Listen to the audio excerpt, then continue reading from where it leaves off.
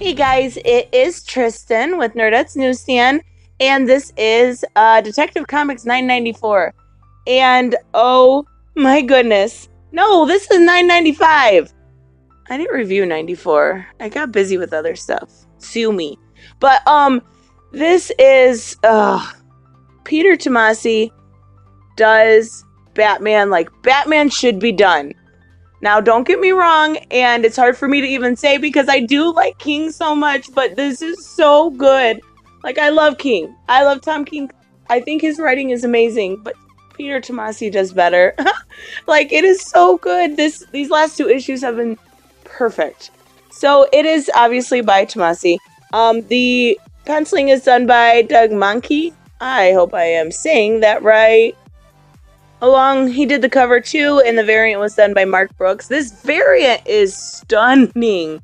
Like, oh my god, I love how it is done. Like, all the different villains, and the coloring is perfect, just right on.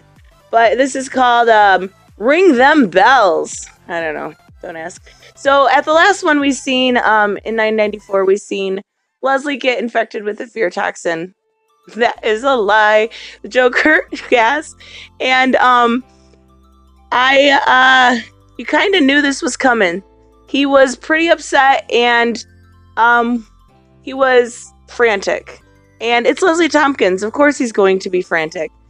And he is rushing her back to the Batcave at this point. So she's kind of having these moments of clarity through the Joker toxin. And she's talking to him, about when you were 8 years old, or different things that went on with their life, all the different things they've done together since they've known each other since his parents passed away. And I believe that's the day they met. I would have to fact check that, but I'm 99% sure I'm right there. So he is calling Alfred to get, the antitoxin ready. And Alfred is trying to, but she is infected with like a mutated toxin variation.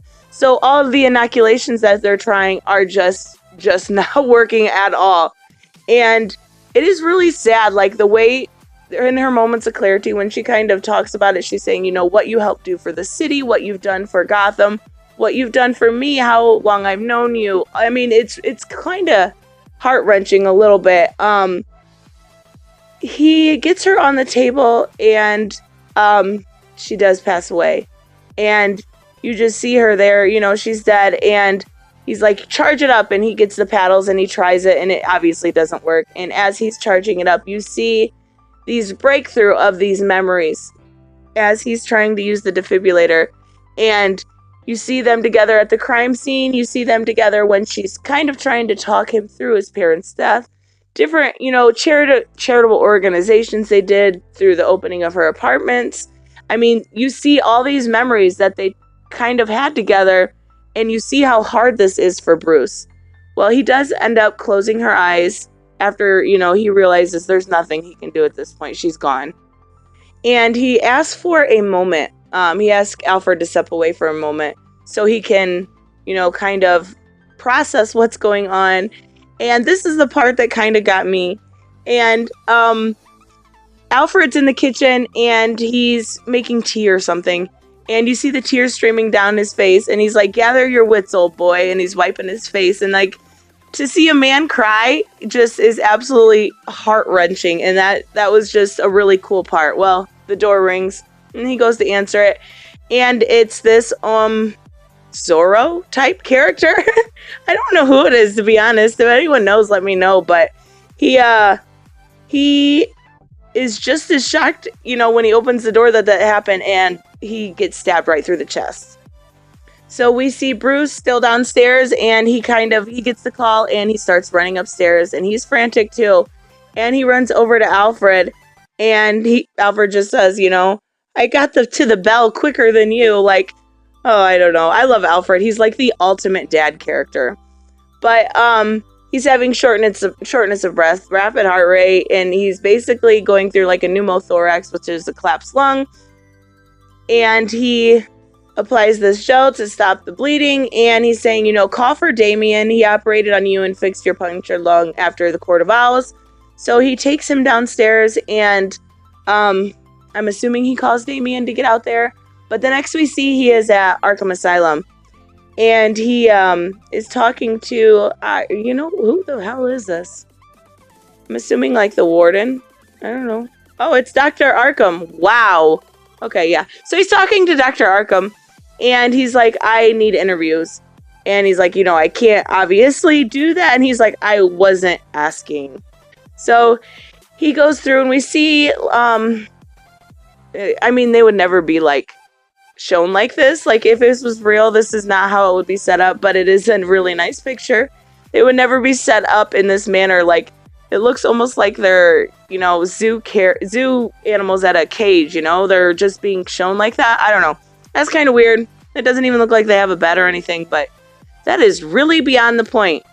It wouldn't happen like this. Next, he basically goes on and says, I have one job. It's to protect the people of Gotham. And if I'm not able to do that, you guys have crossed the line, and I'm going to take care of it. And basically, he's not giving them a choice on whether or not they're going to answer. It's either going to happen one way or another. And we even get to see Two-Face. So he goes on to say, except the only monster that's in here with you tonight is me. And we get to see this. I love this shot that they do here, because Batman just looks totally evil. And I love it. Not like Nightmare Batman on Arkham Knight, but just he looks totally evil. So next it says The Depths. I really enjoyed this. I really was getting out of Detective Comics, not Batman, but Detective Comics from the last run. I think, was it Robinson? I don't know. I'd have to look it up to be sure. But I wasn't enjoying it. I felt like it was just the same thing, the same story told over and over again. But Tomasi knows how to write Batman, and I'll give him that. I think he's a great writer. I think he did a good job with a lot of things, but he especially knows how to write Batsy. And I love that. So, what is up with all of these at the end? I am so sick of seeing all of these. I think I said that before, but my God, how many times can we see the same ads over and over again? And there's like 7 or 8 of them. I don't care. I don't care. I don't care.